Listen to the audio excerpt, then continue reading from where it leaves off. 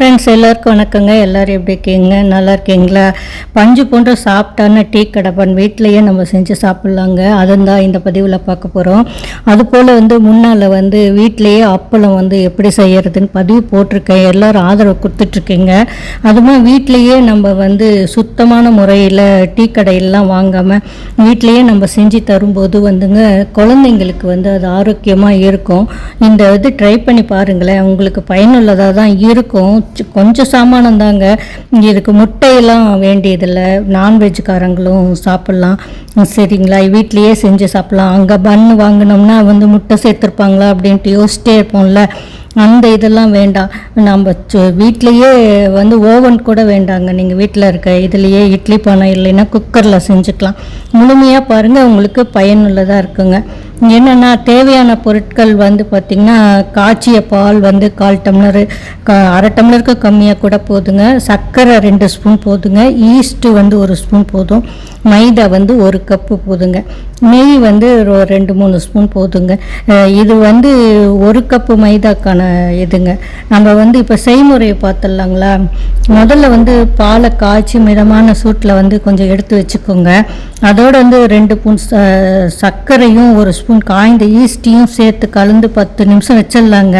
10 நிமிஷம் கழிச்சிட்டு 1 கப் எடுத்துட்டு அதில் மைதா மாவில் சிறிதளவு நெய் சேர்த்துட்டு கலந்து அதன் மேலே நம்ம இதெல்லாம் போட்டு ஊற வச்சுருக்கோம் இல்லைங்களா பால், அதை ஊற்றி சப்பாத்தி மாவு பதத்துக்கு பிசைஞ்சாவே போதுங்க.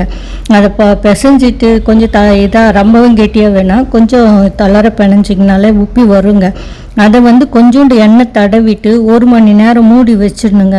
அப்புறம் எடுத்துட்டு மீண்டும் 1 நிமிடம் மிருதுவாக பிசையணுங்க.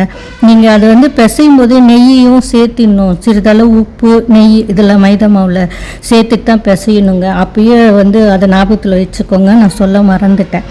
அதை நம்ம இப்போ வச்சுட்டு அதை மூடி 1 மணி நேரம் நம்ம வச்சுட்டோம் இல்லைங்களா, அது நல்லா உப்பி வருங்க. அதை மீண்டும் 1 நிமிடம் நல்லா பிசைஞ்சிட்டு 4 பாகமாக, உங்களுக்கு 1 கப் தானே சொன்னோம்னால 4 பாகம்தான் வரும். அதை பிசைஞ்சிட்டு இட்லி தட்டில் ரவுண்ட் ஷேப்பாக எடுத்து அப்படியே வச்சுட்டு கொஞ்சம் நேரம் வச்சுடுங்க. சூடாயிட்டெல்லாம் வேணாம் அந்த இட்லி பானையை. அதுக்கப்புறம் கொஞ்சம் நேரம் கழித்து கொஞ்சம் நேரமாக வச்சுருந்ததுக்கு அப்புறமா எடுத்துட்டு நீங்கள் ஓவனுக்கு பதிலாக ஒரு அடிக்கனமான பாத்திரத்தில் சூடேற்றி அதில் இந்த உப்பு போடலாம், இல்லைன்னா மண்ணால் போட்டு வச்சுக்கலாம். அந்த மாதிரி வச்சுட்டு அதில் இட்லி தட்டை வச்சுட்டு மூடி வச்சுட்டு 15 நிமிடம் மிதமான தீயில வேக வச்சு எடுத்துட்டு நெய் தடவி வச்சுடுங்க. இப்போது பாருங்கள், சாஃப்டான பஞ்சு போன்ற டீ கடை பண்ண தயாராகிடுங்க. இப்போ இட்லி பானையிலே வைக்கணும்னு இல்லைங்க, குக்கரில் கூட வச்சுக்கலாம். குக்கரில் அடிக்கனமான பாத்திரம் இருந்ததுன்னா வேறையில் கூட வச்சுட்டு மூடி போட்டுக்கலாம். 15 நிமிஷம் 20 நிமிஷம் வேக வைக்கணுங்க. அதுக்கப்புறம் எடுத்துட்டு அது மேலே நெய் தடவி வச்சுருங்க. அவ்வளோதான். நெய் இல்லைன்னா பால் ப்ரஷ்ஷில் போட்டு இல்லை ஏதாவது ஒரு இது வச்சு தடவி வச்சிட்டிங்கன்னா நல்லா மினுப்பாக இருக்கும். செஞ்சு பாருங்களேன். குழந்தைங்களுக்கு வீட்டிலேயே செஞ்சு கொடுத்தா அவங்களும் ஹாப்பி, நீங்களும் ஹாப்பி தானே, நானும் ஹாப்பி தான்.